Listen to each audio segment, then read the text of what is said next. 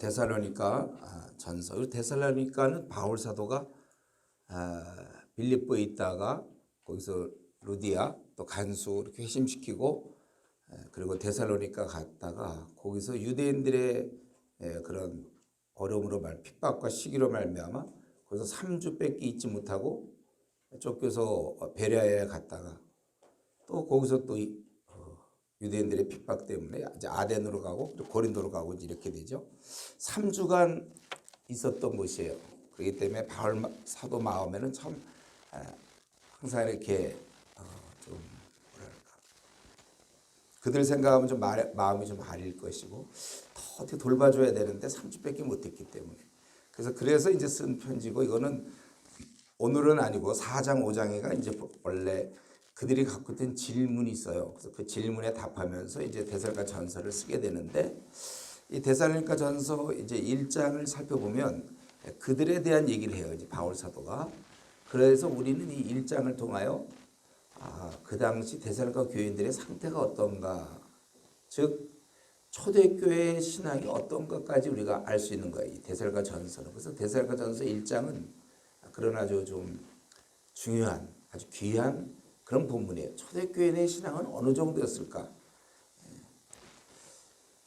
거기 1장 보니까 이제 우리 1장에서 한 5가지, 왜냐하면 그들에 대한 얘기를 하다 보니까 그들의 신앙의 모습이 나오고 그것이 바로 초대교회의 모습이다.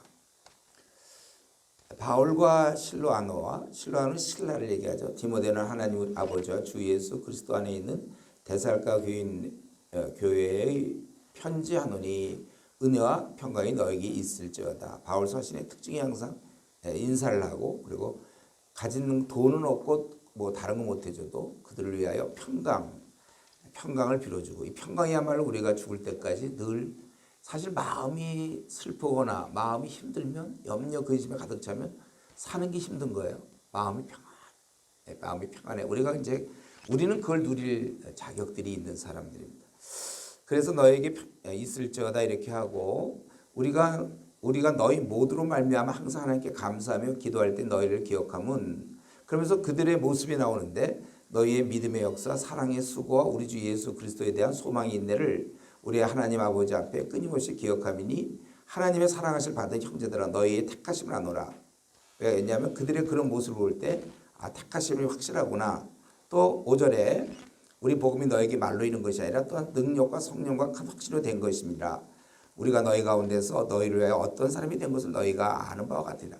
우리가 가서 전할 때 그냥 좋은 가르침을 전하는 게 아니라 성령의 능력 가운데서 그들의 그 심령을 강타할 수 있는 이제 그런 것이었다 그거예요. 그래서 지금 2절부터 5절까지 보니까 그들의 모습이 첫 번째로는 믿음의 역사, 사랑의 수고, 소망의 인내. 초대교인들은 바로 이런 신앙이 있었구나. 첫 번째 요 세 가지 믿음의 역사, 사랑의 수고, 예수 그리스도에 대한 소망 같이 이제 붙어 있는 거예요.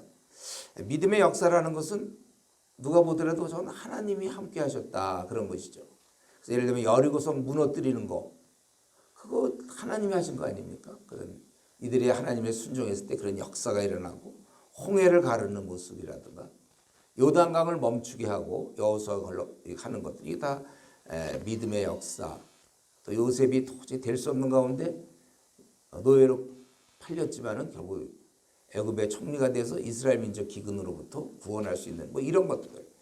또 우리의 믿음의 역사 중에 아주 성경의 가장 대표적인 거, 뭐 유년부나 이런 데 좋아하는 거 있죠. 그 다윗과 골리앗 같은 거.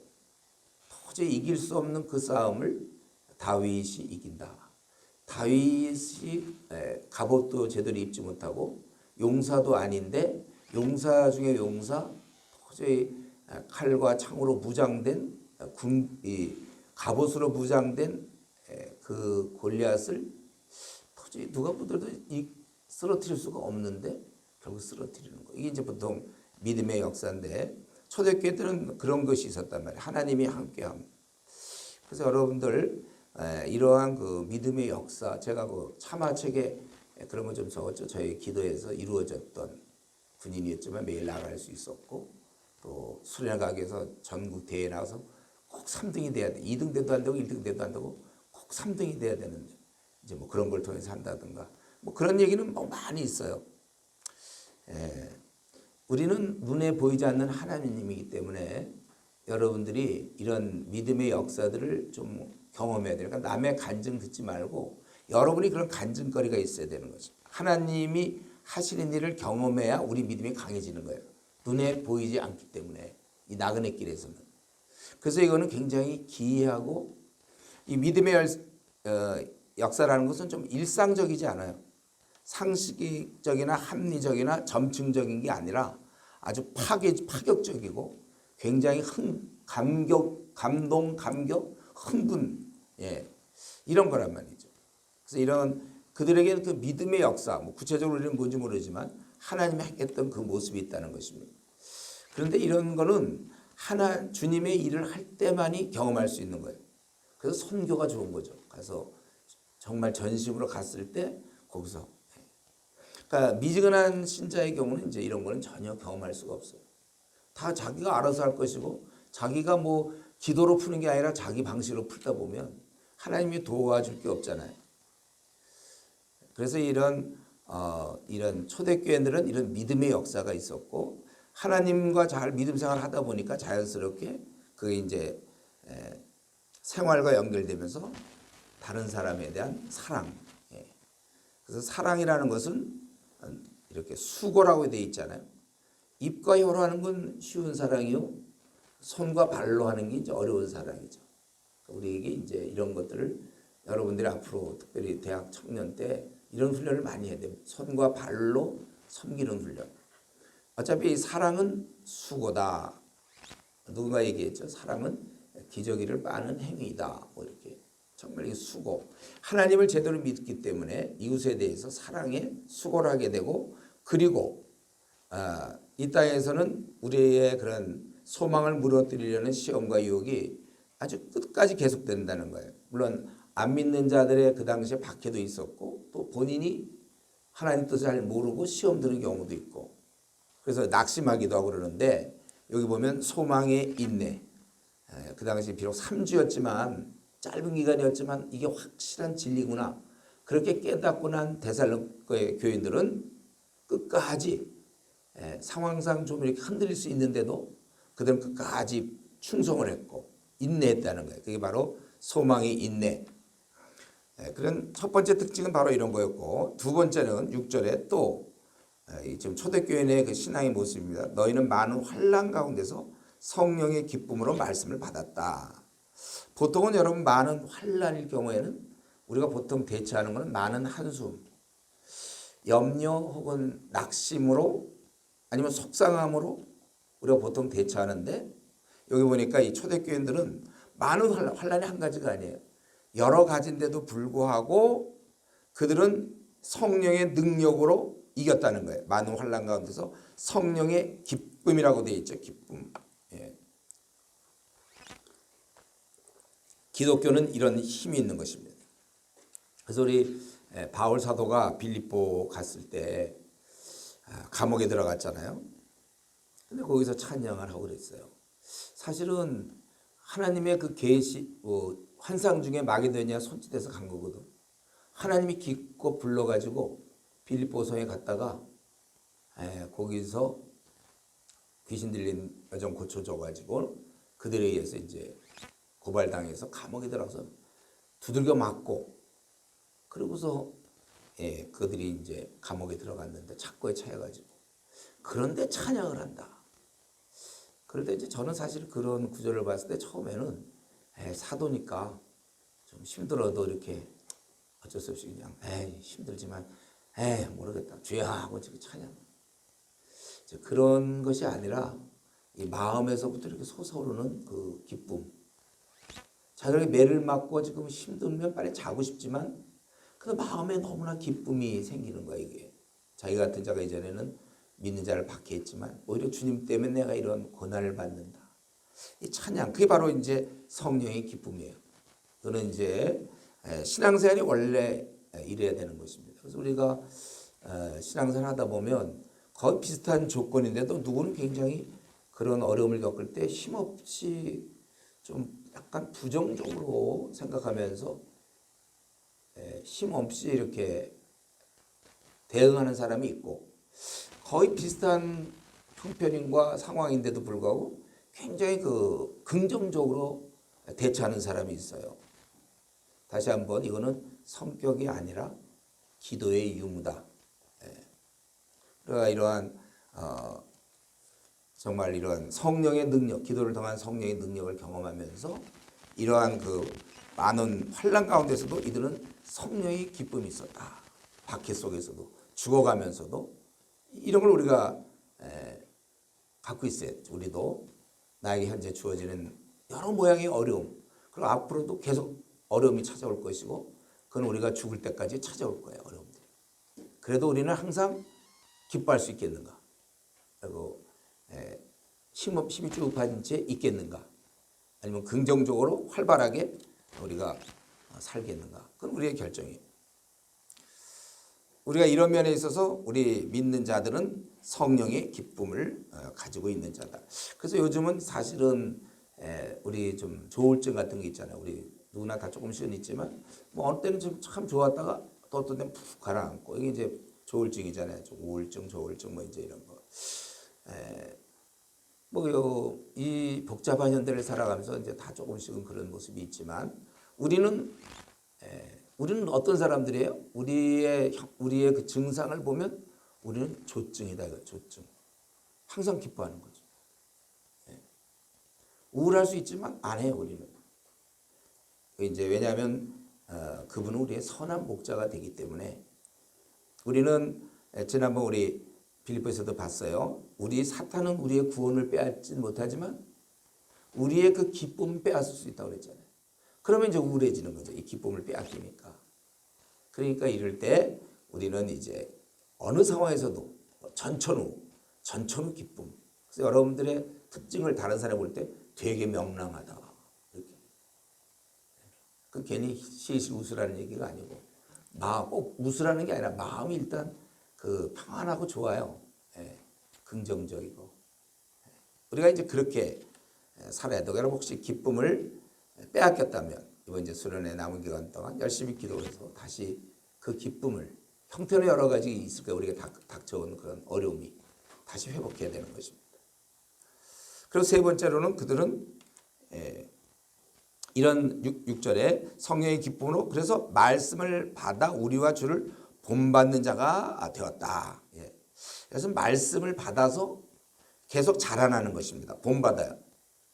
여기서 근데 강조해야 될 것은 초대교인의 세 번째 특징은 실제로 그들은 주를 본받는 자가 되었다는 거예요. 누구나 보면 주일날 보면 말씀 듣고 뭐 좋다고 하잖아요. 근데 실제 그것과 행하는 거는 차이가 많이 있다는 것입니다. 뭐 성경을 읽어야지. 성도 중에 그 모르는 사람이 있습니까? 기도해야지. 전도해야지. 누구나 다 해야 한다고는 하는데 실제 하느냐 그건 좀 다른 문제라는 거예요. 근데 초대교회들은 실제 했다는 거예요. 실제로. 실제 그렇게 했다는 것입니다. 그러니까 성경 봐야지 그러면 진짜로 자기가 일정표를 짜서 실제로 월요일 날 뭐 조금씩 5절이면 5절, 10절, 화요일 날도 하고 수요일 자기 나름대로 뭐 일주일에 몇 번을 성경을 공부하 실제 성경을 공부해야 되겠다 생각하면 하라고요. 저 대학교 4학년 때 PBS 처음 배워가지고 그래서 그때부터 이제 한 거잖아요. 하는 거예요. 성경이 중요하다 그러면. 66권 끝날 때까지 하겠다. 이런 본받는 거 정하면 하는 거죠. 또 기도도 마찬가지로 제일 우리 성도들 중에 제일 안 되는 부분이 이제 아침에 일어나서 잠깐 기도하고 자기 전에 잠깐 기도하는 거. 그건 기도가 아니고 뭐 약간 무난 인사. 잠깐 아침에 일어났으니까 일어났다. 자기 전에 이제 피곤한데 그래도 잠깐 그런 기도 말고 정말 기도에 내가 용사가 돼야 되겠다. 정말 기도 제일 좋은 시간을 뭐 빼서 1시간 정도. 그래서 기도할 게 많아요. 지금 나라를 위해서도 기도하고 저 우크라이나 사태를 위해서도 기도해야 되고 코로나 문제도 얘기해야 되고 우리 앞날과 가족과 뭐 이슈와 또 자기가 다니는 교회와 기도할 게 또 자기 성격과 앞날과 결혼과 뭐 부모님과 또 동생 기도할 게 얼마나 많습니까? 또 캠퍼스 뭐 말세 또 바로 옆에 중국 15억 또 인도 13억 14억 힌두교인들 어떻게 할 건지 우리나라에 1000만의 불교신 500만의 가톨릭 400만의 알코올 중독자, 300만의 노름 중독자, 200만의 이단, 뭐 기도할 게 얼마나 많은데. 우리가 사실 기도해야지가 아니라 시간을 정해놓는 게 참 중요한 것이고, 또 전도해야지. 전도는요, 그냥은 절대 안 되고 전도 팀이 있어야 되는 거예요.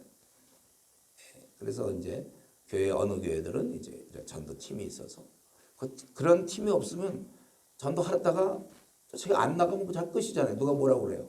근데 이제 전도 팀이 있어야 거기 팀장이 전화 걸어서 왜 안 나왔냐 이렇게 당연히 나와야 될 걸 안 나온 듯이 이제 물어봐줘야 되는 거고, 혼자 있으면 안 해도 되는데 그냥 한번 자기가 신앙에 유별나서 하는 것처럼 된다. 그게 아니라 당연히 하는 건데 왜 안 나왔냐 이렇게 전화 걸어주는 사람이 있어야 되고, 너 안 나왔으니까 너 벌금 내야 된다 이런 얘기 해줘야 되는 거고, 지각을 했냐 너 어떻게 해? 뭐 이렇게 이런 체크가 꼭 있어야 되는 거예요. 어쨌든 전도해야지 하고, 전도 우리 지금 한국교회 성도들 전도해야 된다고 다 동의하고 있습니다. 실제 하는 사람은 교회에서 한 뭐 몇 프로가 되겠어요 일반적으로. 실제 행해야 된다는 거예요. 은혜 많이 받았습니다. 받은 뭐예요? 다 나가버리는데. 받은 은혜를 이제 싹 틔워야 되고, 그걸 이용하여 신앙이 자라야 되는 것이죠. 그래서 데살로니가 성도는 실제 본받았다는 것입니다. 이렇게 하자는 건 뭐 머릿속으로만 신앙생활이죠. 기도해야지, 말씀 봐야 되지, 전도해야지. 머릿속에서 다 해야 돼요. 그 이 사람 머릿속에 있어요. 우리가 이 좋은 것, 바람직한 것, 깨닫는 것은 실제 행하는 자가 돼야 되는 것입니다. 그리고 우리는 우리의 죄성을 잘 인정해야 돼요. 게으르고 또 작심삼일 이런 걸 알기 때문에 이런 거 할 때는 내가 이제 성경을 연구해야 되겠다. 혼자 잘 안 되니까 자기가 아는 친구들한테 연락해서 우리가 뭐 매번 목요일 날 아니면 성경을 같이 공부한 걸 나누자. 뭐 이런 얘기를 해야 되고, 그리고 약간의 돈을 거는 것도 좋아요. 우리 죄성 때문에. 그래서 이거 안 할 경우는 이제 뭐 3,000원 벌금이다라든가 아니면 커피를 한 잔씩 사야 된다든가 이런 거 좀 걸어주는 게 좋아요. 그래 억지로 하는 거예요. 우리가 이거 자발적으로 잘 됐으면 벌써 했겠지. 잘 안 되니까 어느 정도. 그래서 제일 중요한 거는 저는 이렇게 생각합니다. 이게 시스템. 그래서 교회가 이걸 구성해야 돼. 담임 목사는 이걸 신경 써야 돼. 어떻게 하면 성도들이 빠져나가지 못하게 성경 공부를 할 수 있을까? 어떻게 하면 성도들이 기도를 쉬지 않을 수 있을까? 혼자 놔둬서는 잘 안 되는 거거든요. 그래서 우리 칼빈 선생이 얘기했잖아요. 우리는 어느 정도 규제 없이는 우리는 연약한 인간은 안 된다는 거예요. 그래서 이제 이런 얘기 하면은 이제 청년들은 이제 율법적이다. 그러면 제가 이전에 교회에서 하루에 한 10장 정도 성경을 보고 하루에 1시간 정도는 기도하고 매일 콰이타임이나 새벽기도 둘 중에 하나를 하여튼 해라. 그래서 그거 매일 하는 거, 그래서 일주일이면 7번 콰이타임하고 성경은 70장, 그리고 기도는 하루에 1시간이니까 7시간. 그래서 7, 77 막 이렇게 하니까 많이들 따라오는데, 이제 어떤 친구들은 왜 이렇게 율법이냐. 뭐. 저 그럼 율법 안 해도 좋으니까 자기 하라고 해보라고. 자기는 그냥 아침에 늦잠 자고 성경도 안 보고 기도 생활도 안 하면서 꼭 그런 사람들이 왜 율법이냐. 이게 율법입니까? 우리 칼빈 선생이 얘기한 연약한 인간은 어느 정도 규제가 있어야 돼. 우리 저 의사들 되는 거 보면 그냥 억지로 그냥 예과 본과 때 시험 얼마나 많이 보는지 모르고 억지로 인턴 때 3시간 반 자고 막 레지던트 때 그런 아주 혼자 살아오는 거 하겠습니까 누가? 억지로 시스템에서 돌다 보면 어느 날을 보면 이제 레지던트 다 끝나고 나면 이제 전문이다 이렇게 되는 거잖아요. 저는 이 시스템이 제일 중요하고, 혹시 우리 중에 앞으로 목회할 사람이 있거든요. 교회를 이렇게 시스템을 만들어야 돼요. 그걸 좀 성도들이 그거 빠져나가기 힘들게끔, 방법은 물론 온유한 방법으로 하고 그러지만 어쨌든 그 목표를 항상 나가야 되는 것이고, 저는 이런 거 본받는다 이럴 때 어떻게 하든지 시스템을 구축하는 게 중요하다. 그리고 네 번째로 초대교회의 특징이, 네 번째는 믿는 자의 본이 된다는 거야. 7절에 그러므로 너희가 마게도니아에 있는 모든 믿는 자의 본이 되었느니라. 주의 말씀이 너희로부터 마게도니아에 들릴 뿐 아니라 하나님을 향하는 너희 믿음의 소문이 각처에 퍼졌으므로 우리는 아무 말도 할 것이 없노라. 소문이 이 정도로 퍼질 정도로 믿는 자에게 본이 되었어요. 이들이 본받다 보니까 어느 순간에는 또 본이 되었다는 거예요. 이게 참 중요합니다. 우리 신앙생활에도 이 본이 돼야 되는 거예요. 공부를 열심히 하면 뭐예요? 잘해야죠. 고3 때 그냥 잠도 안 자고 공부 하루에 잠 4시간밖에 안 자고 공부 죽으라 하고 했는데 이제 반에서 꼴등한다. 그거는 이제 공부 잘하는 게 아니라 열심히 하는 거겠죠. 잘한다 그러면 안 돼. 꼴등하는 사람 보고 공부 열심히 한다는 거겠죠. 요령 없이 이제 하는 거죠. 지금 중요한 건 그거예요. 죽으라고 뭐 교회에서 막 하는데 본이 되느냐 그거예요. 그럼 제가 이제 한 가지 묻겠는데 여러분들은 지금 나름대로 본이 되고 있어요? 교회에서? 여러분 다니는 교회에서 본이 되고 있습니까? 후배들이 자기를 좀 따르려고 그래요? 교회를 다녀도 본이 되는 사람이 있고 그냥 다니는 사람이 있어요. 보통 그냥 다니는 사람은 맨날 자기 문제에 급급한 것이죠. 지금쯤 본이 돼야 돼. 신앙이 좋은 사람들이 여러분 돼야 됩니다. 근데 자꾸 제가 이런 질문을 하죠. 신앙이 좋은 것이 무엇인가? 우리 내일 이성교제 얘기도 듣나요? 우리 신앙 좋은 사람 한번 뭐 4대째 청년부 회장 출신 뭐 이런 거. 이런 건 그냥 아무것도 아니라고 그랬어요. 사무엘 같은 경우도 자기 아들 신앙생활 제대로 못했는데 뭐 사무엘의 아들은 신앙 2대째인지 3대째인지 모르겠지만 그런 게 무슨 의미가 있습니까? 신앙 각자인데. 청년부 회장 출신 이런 것도 제가 별로 의미 없다고 그랬죠. 그 청년부가 워낙 사람 수가 별로 없다고 그랬죠. 10명이고 자매가 8이에요. 형제가 2명인데 원래 다른 사람이 그때 될 건데 걔가 감기 걸렸고 못 오는 바람에 얘가 약간 인기 투표식으로 해서 된 거예요. 알고 보니까. 그래도 밖으로 내놓을 땐 청년부 회장이거든요. 그런 거 중요한 게 아닙니다. 그럼 신앙 좋은 게 뭐예요? 하루에 막 기도 2시간, 3시간씩 하고 뭐 성경 한 50장씩 읽고 막 전도 한 20명씩 하고 그냥 열심히 하는 거고 그 결과가 어떻게 됐는가? 아무도 이제 그런 사람이 신앙이 좋을 수 있지만 꼭 혹시 항상 이퀄이 되는 건 아니란 말이죠. 그래서 그 사람은 모든 자를 섬기는 사람이요. 종이 되며 손해보는 삶을 살고 정말 경건한 자가 되고 뭐 배려하는 사람이 되고 이제 신실한 자가 되고 뭐 화를 안 내는 사람이 되고 둘러대지 아니하며 뭐 이제 이런 주의 모습을 닮은 게 신앙이 좋은 것이지 뭐 전도 하루에 막 20명씩 한다. 이런 건 아무것도 아니에요. 기도를 막 2-3시간씩 한다. 그런 게 아니에요. 성경도 많이 보는 사람. 저는 성경 500독 뭐 이렇게 하는 사람. 근데 그 500독에도 소용없어요. 그런 외형적으로 들어가는 거 말고. 근데 그 사람 굉장히 고집이 세더라고요. 그 신앙 좋은 사람은 고집이 셀 수가 없거든. 자기를 다 처복종시켰는데. 그러니까 여러분들이 신앙 좋다는 말에 분명히 있어야 돼요. 그런 면에서 이들은 어쨌든 정말 본이 되었다. 그리고 마지막 5번째 이들의 초대교회의 특징, 바로 데살로니가 교회의 특징. 그 뭐냐면 9절 10절에 있는 것처럼 그들이 우리에 대해 스스로 말하기를 우리가 어떻게 너희 가운데서 들어갔는지와 너희가 어떻게 우상을 버리고 하나님께로 돌아와서 살아계시고 참되신 하나님을 섬기는 자.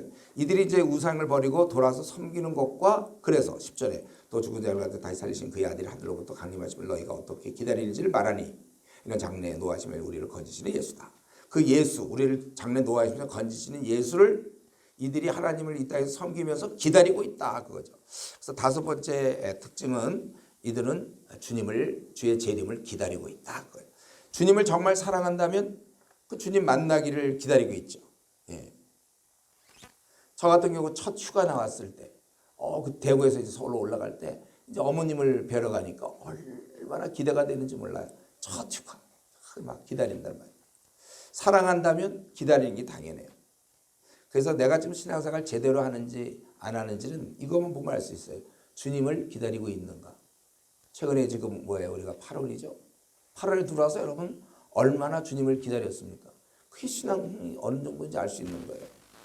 아니면 최근 몇 개월 동안 뭘 그렇게 기다렸어요? 우리는 무엇을 많이 기다렸죠? 택배가 오는 거 기다렸어요? 뭘 많이 기다렸습니까? 이 기다림.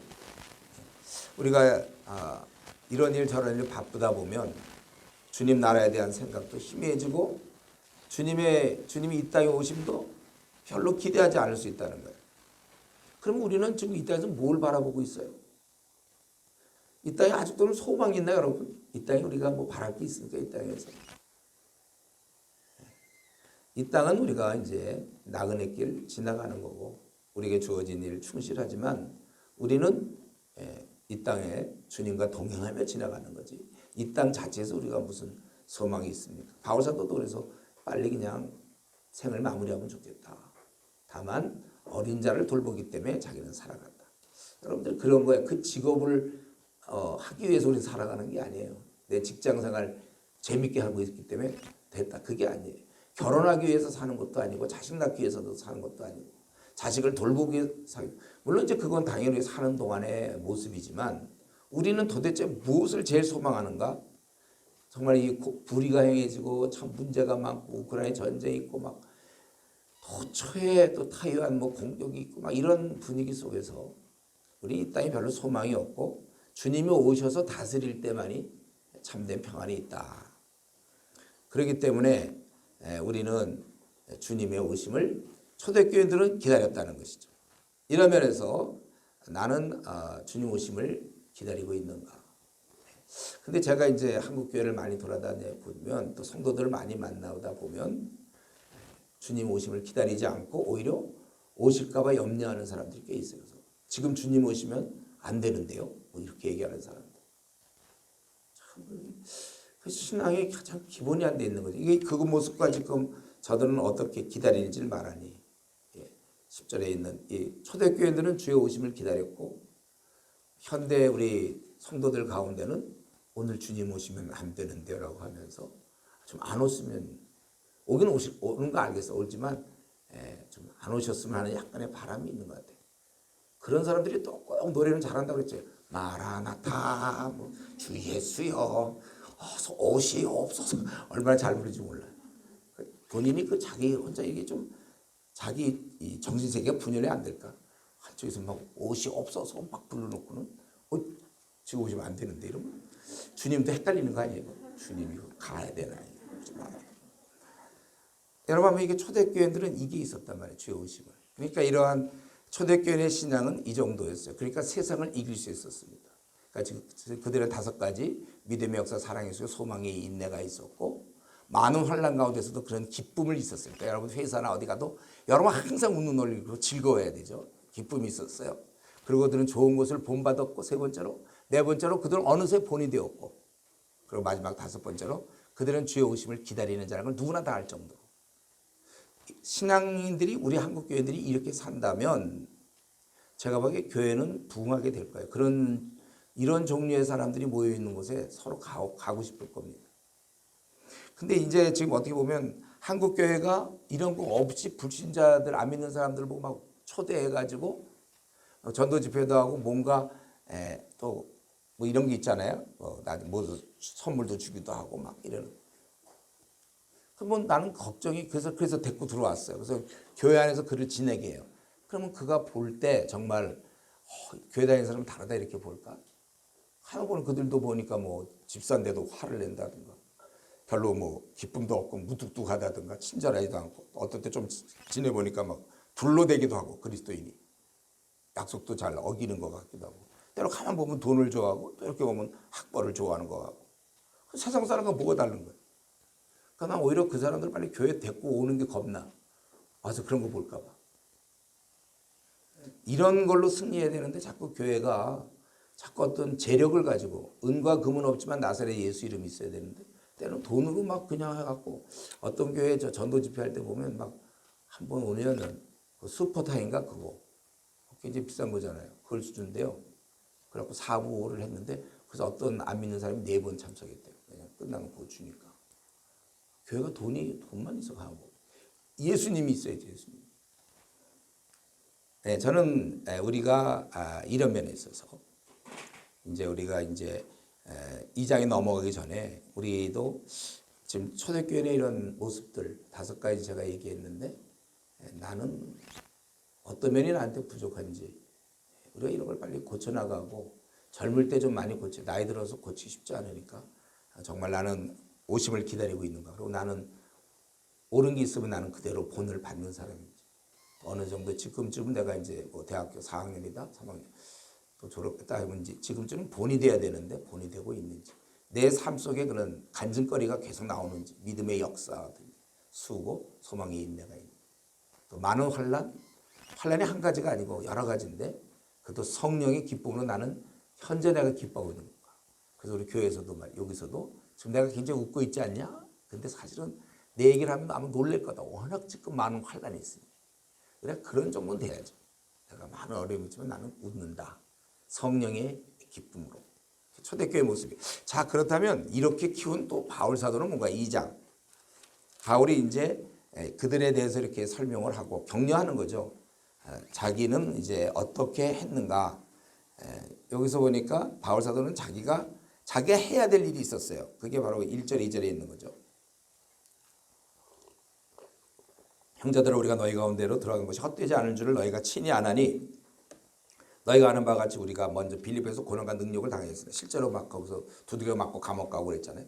우리 하나님을 힘입어 많은 싸움 중에 하나님 복음을 너에게 전하였노라. 자기가 한 일이 뭐냐면 그들에게 하나님의 복음을 전했다는 거예요. 많은 싸움 중에서 하나님을 힘입어 2절 마지막에 많은 싸움 중에 하나님의 복음을 너에게 전하였다. 사탄의 공격이 있었습니다. 고난이 있었고 능력이 있었어요. 그러나 하나님을 힘입어 바울은 하나님의 능력을 알았던 것 같아요. 그래서 하나님 말씀을 전했기 때문에 1절에 헛되지 않았다는 것. 내가 3주 짧은 시간이었지만 헛되지 않았다. 왜냐하면 하나님 말씀을 너에게 전했기 때문에 그렇다는 것입니다. 사실 이 말씀이 우리의 양식이 되잖아요. 또 이 말씀은 우리 안의 역사에서 우리를 구원받게 하시고 또 우리를 자라게 하시고 우리의 양식이 되는 것입니다. 그래서 이 말씀 전해지는 게 아주 최선이에요. 나중에 우리 데살로니가후서 3장 할 때 또 한 번 하겠는데 이 말씀을 전했다면 자기는 이제 끝이라 이거예요. 제일 중요한 일을 했어요. 그러면 우리 하나님이 창조한 인간에게는 말씀이 들어가면 본능적으로 거부할래도 거부하는 형식을 떼도 말씀이 그 안에서 그냥 본능적으로 작동하는 거예요. 그러니까 일단 전해주면 끝이다. 이제 알아서 이제 타는 거. 우리 보통 옛날 무슨 영화 같은 데 보면 연합군이랑 뭐 독일군 싸울 때 보면 연합군이 가서 그들의 유류 창고에 일단 불만 한번 던지면 그중에 뭐 몇몇 대원을 잃기도 하고 그러지만 최종적으로 가서 일단 불만 던지고 나면 그럼 끝이야. 그러면 이제 그다음부터 막 타오르는 거잖아요. 그게 중요한 거예요. 말씀이 한번 던져져 데살로니가 그 사람들에게 무리들에게 전달되었으면 이제 거기서 역사한다는 거예요. 그래서 자기가 헛되지 않은 것은 말씀을 전했기 때문에 우리가 이제 많은 사람을 돌볼 때 제일 중요한 건 말씀을 그 귀에다 전했느냐 안 했느냐가 중요해요. 그 다음은 성령의 역사입니다. 그래서 우리 전도에서의 우리 책임은 복음을 전하는 것까지지 그 사람이 거듭나는 거 그건 성령의 역사예요. 돕긴 돕겠지만 제대로 잘 전해주는 게 중요해요. 그러면서 뭐 예수 천당 불신지옥 뭐 이런 건 너무 예의가 없는. 그게 뭐예요 그게? 그거는 이제 곧 내가 지금 물에 빠져 죽을 때 마지막에 외치려면 혹시 외치든지. 우리가 가서 제대로 잘 예수님이 당신을 사랑합니다. 용서하십니다. 죄가 있지요? 그 죄를 주님 앞에 나와서 회개하시오. 하나님이 그 죄로 말미암아 심판하시지만 그러나 우리 용서를 구하면 용서를 자비하신 그분께서는 그대의 죄를 용서하십니다. 돌아오시겠습니까? 뭐 이렇게 해갖고 이제 이렇게 해야지. 그냥 자기는 어쨌든 3주 동안 어쨌든 바울 사도가 가서 막 그들에게 창조주 하나님 막 전했을 것이고 결국 그들은 놀랍게도 이렇게 교회가 형성될 정도로 예수님을 믿게 된 것이죠. 3주였는데. 그래서 자기는 이렇게 이런 말씀을 전할 때 자기를 이제 얘기하는 건 자기의 자세. 우리 이걸 통해서 이제 바울이 그 데살로니가 교인들한테 했던 얘기를 통하여 바울의 이런 어떠한 일꾼의 자세를 좀 볼 수 있는데 자기는 3절부터 보니 우리의 권면은 간사함이나 부정에서 난 것이 아니라 속임수를 하는 것이 아니라 우리가 뭐 사람들 미혹해서 뭘 하려는 게 아니라 자기는 4절에 복음을 위탁받았으니 우리가 이같이 말하면 사람을 기쁘게 하려 하며 하나님을 기쁘시게 하려 함이라. 자기는 하나님만 기쁘게 하려고 그랬어요. 그러니까 자기가 이 주님의 일을 할 때 우리가 ECU를 할 때도 마찬가지고 하나님만 기쁘게 우리가 하면 되는 거예요.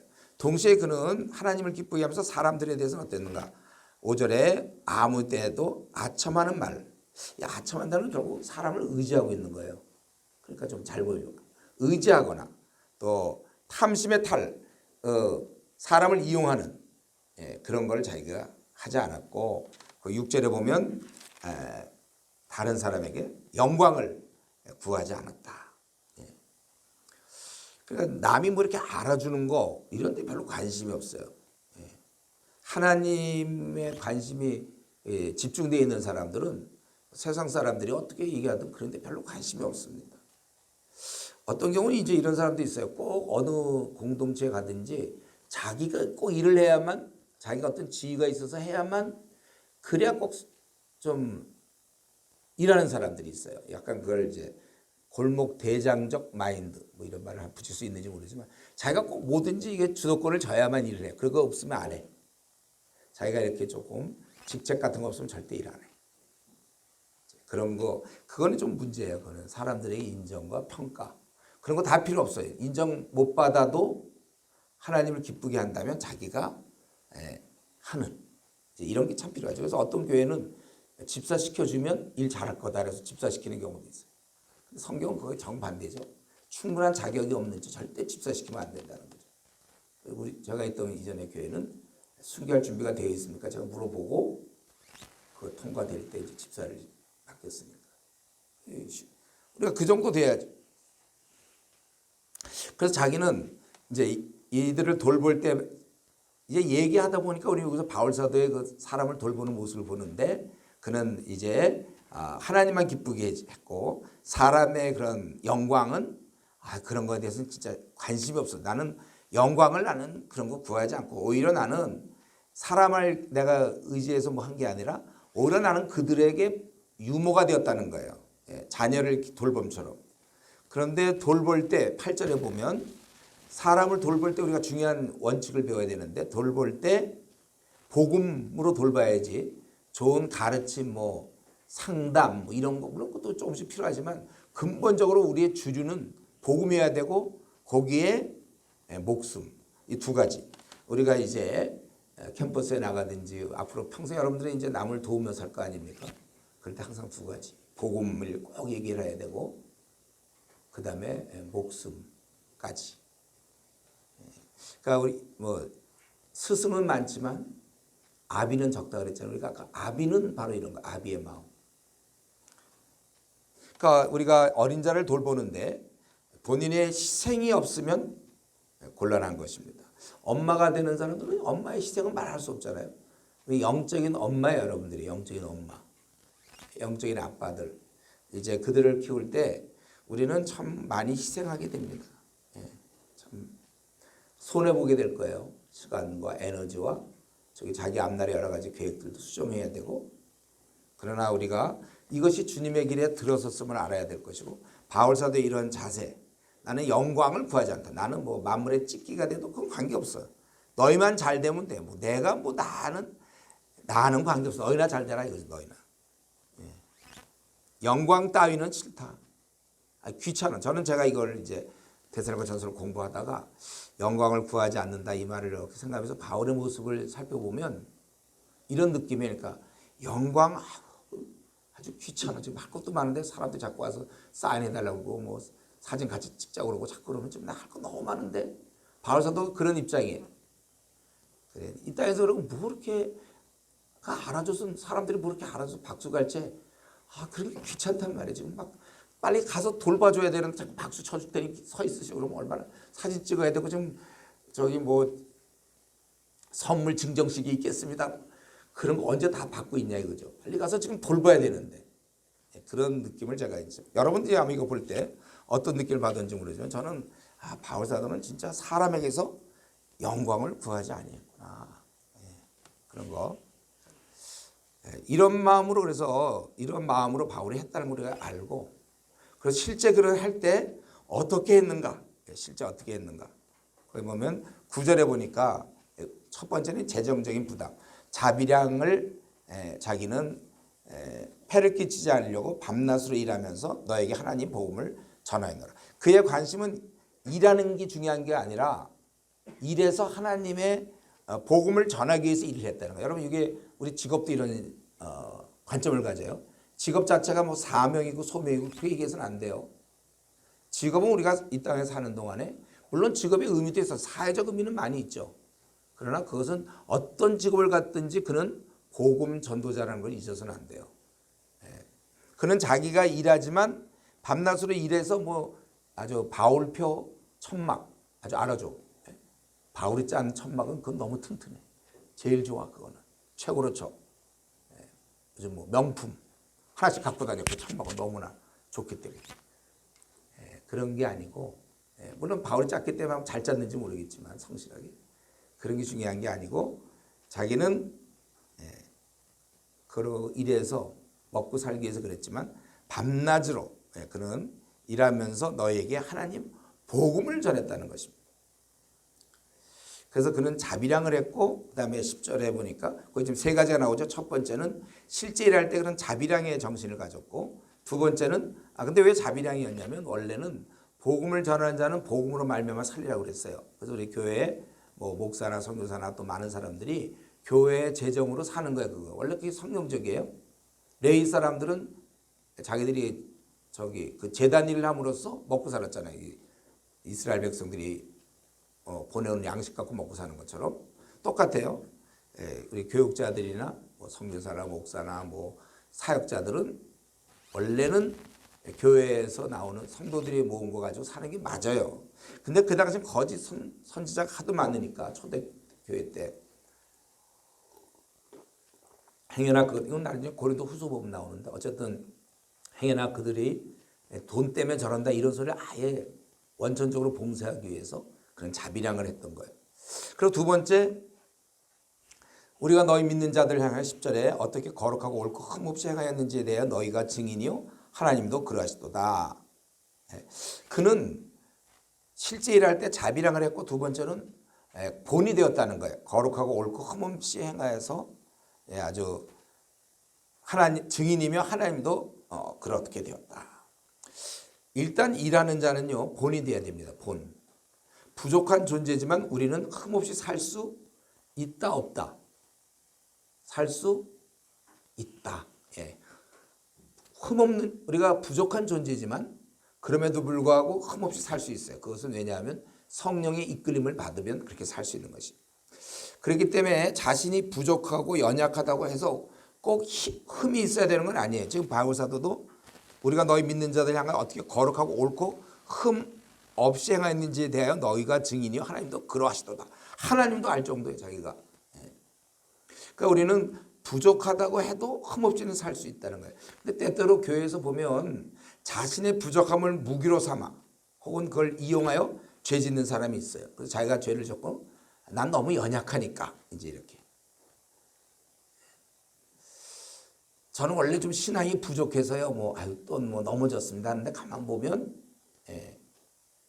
그가 넘어지고 싶은 거였죠. 그런 죄를 좀 범하고 싶으니까 제가 부족해서 이런 식으로. 원래 우리는 다 부족한 사람들인데 그 얘기를 왜 또 꺼내는지 몰라요. 부족한데 성령님이 도와서 남은 60년 50년을 부족하지 않게 옳고 흠없는 자로 거룩한 백성으로 살 수 있는 건데 자기가 그렇게 안 살면서 그리고 자기가 어떤 죄악을 좀 즐기면서 하는 얘기는 나 원래 부족해요. 신앙이 없어요. 이런 말하기 참 좋아한단 말이에요. 그런데 얼핏 들으면 그럴듯하지만 그거는 성령을 근심케 하는 거죠. 성경에 보면. 성령을 주셨는데요. 우리 중에 예를 들면 중국어를 좀 잘하는 사람이 몇 명 있는지 모르겠어요. 근데 우리는 그러니까 잘하는 사람 처음부터 태어나면서 우리 잘했겠어요? 자꾸 노력해서 중국어를 잘하는데 자꾸 얘기하면은 저 원래 중국어 못하는데요.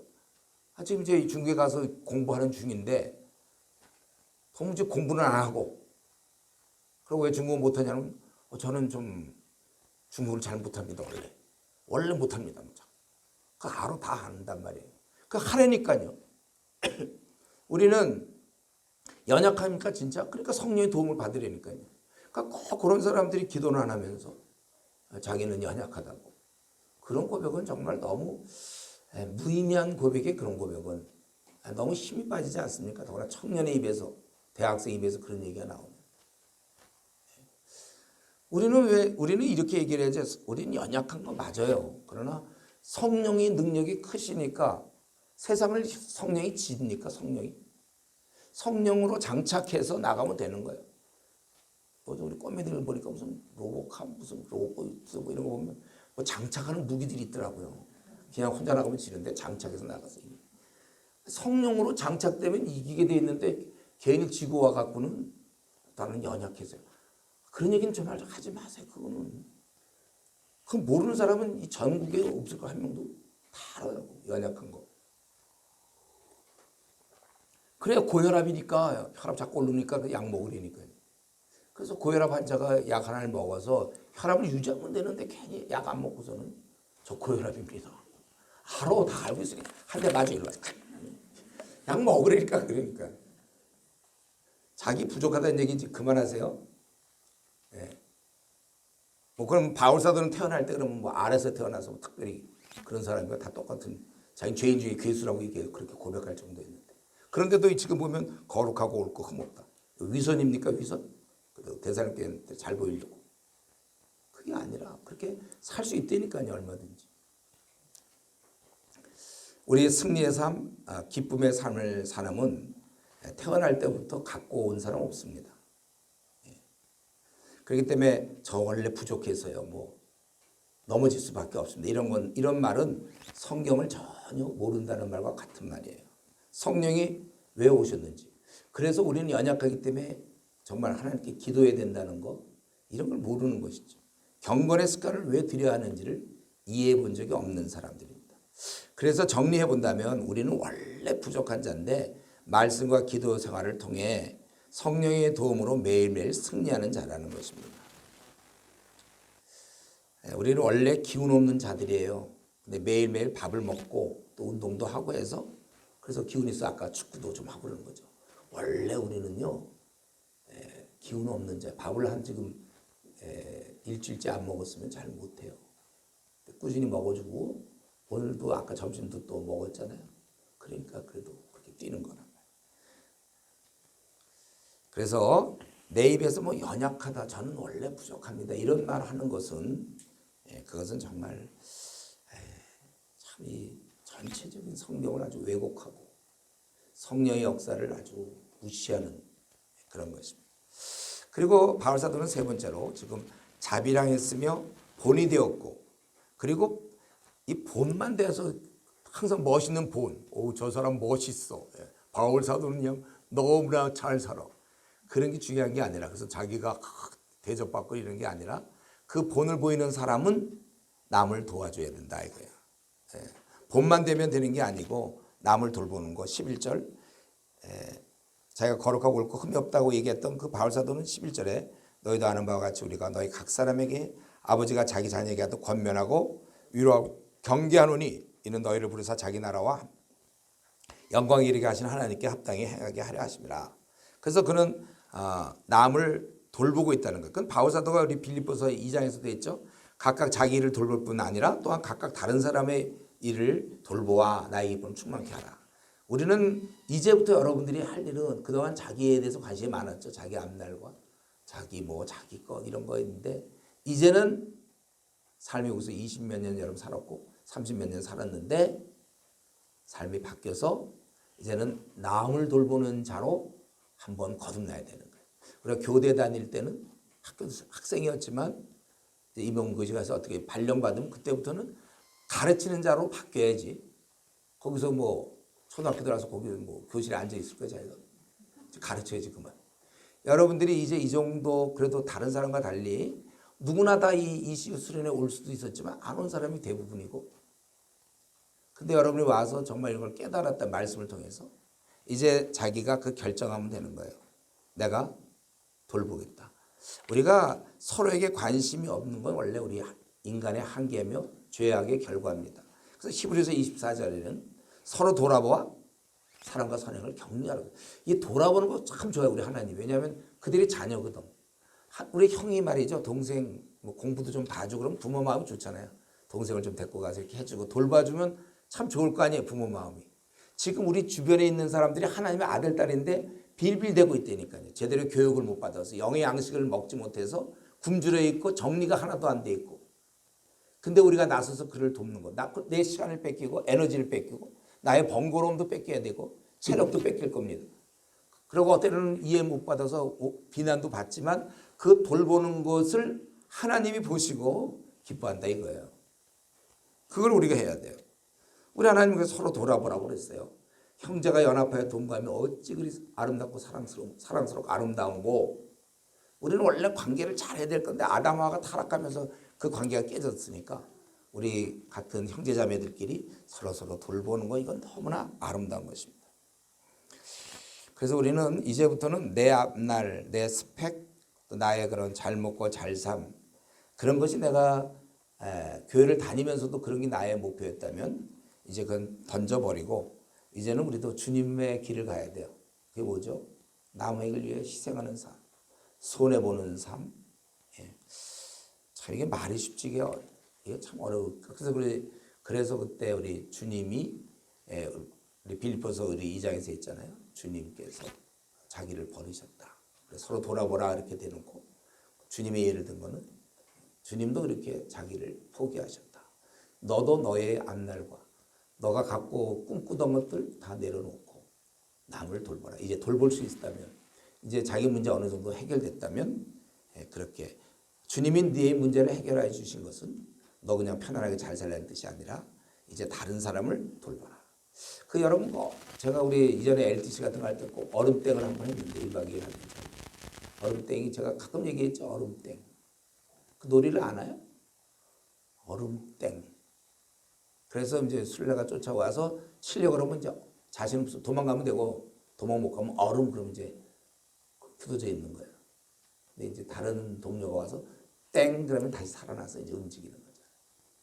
우리가 누굽니까? 우리가 많은 사람이 지금 얼음이고 우리 이제 저 술래가 마귀라고 생각할 수 있는데 그걸 피해 가서 이 얼음들 그러니까 뭐 대신 아닌데 뭐 뜨겁지도 않고 차지도 않고 뭐 이런 친구들 막 이런 것들 다 얼음이거든. 가서 땡 해야 된다. 그 일을 우리가 하자는 거예요. 무슨 얘기인지 알겠어요? 심오한가? 내가 내 내용이 너무 심오해서 이렇게 얼음은 무엇이며 땡은 무엇이며 우리가 그런 거예요. 사실 우리는 태어나면서 나 중심적입니다. 항상 이 죄성이 잘 안 깨지는데 성령의 능력으로 이제 깨져서 우리 주위에 있는 사람들이 얼마나 헤매고 있는가. 이전에 내 모습, 헤매고 있는 모습. 그렇기 때문에 우리가 그들을 위해서 열심히 뛰자는 거예요. 그들은 좀 깨어나면 좋겠는데 악한 존재가 또 역사거든. 그러니까 우리가 기도하면서 악한 존재와 싸우고 나의 연약함과 싸우면서 성령의 도움으로 우리가 열매를 맺어가는 것입니다. 그래서 이렇게 돌볼 때 그런 두 가지 방법으로 돌보고 있죠. 11절에 우리가 각 사람에게 아버지가 자기 자녀에게 하듯 권면하고 위로, 요거는 이제 하나로 묶을 수 있고, 그럼 경계. 그러니까 권면 위로는 이제 자꾸 격려해 주는 거고, 그래서 경계라는 것은 이제 타이르고 또 책망하고 이런 걸 얘기하는 거예요. 우리 이 두 가지를 잘 해야 돼요. 여러분들이 남을 도울 때 그를 잘 격려해 줘도 또 중요하지만 또 책망해 주는 것도 중요해요. 제가 지난날 사역의 경험을 생각해 보면 이 책망에서 사람을 얻은 경우도 참 많아요. 그 야단 잘 칠 때 걔가 딱 정신 차릴 수가 있는데 그 야단 쳐야 될 때 뭐 그럴 수도 있지 뭐 그러고 막 그럼 망하는 거예요. 두 가지를 잘해야 되니까 이걸 근데 분별하려니까 여러분이 PBS 좀 많이 하고 분별력이 많이 생겨서 야단 쳐야 될지 요거는 격려해야 될지 요거 바뀌면 큰일 나죠. 바뀌면 그 사람 망치는 거예요. 이걸 잘 여러분들이 그런데 왜 이렇게 하고 있는가? 내가 내 사람 다루는 기술을 좀 알리기 위해서 그게 아니라 그 사람을 여기 나왔지만 뭐라고 해요? 12절에 하나님께 합당히 행하게 하려고 그가 하나님 앞에 바로 서도록 그렇게 하라는 것입니다. 그래서 자기는 이렇게 사역을 했다는 거예요. 좀 전에 있던 세 가지 자비랑하며 본이 되었고 또 늘 멋있는 존재로만 있는 게 아니라 뛰어들어서 남을 돌봤다. 이렇게 했던 그 결과가 13절에 보니까 그들이 그 바울이 전했을 때 하나님 말씀으로 받아들였다는 거예요. 이 말은 뭡니까? 하나님 말씀으로 받아들였다는 건 역사가 시작되는 거예요.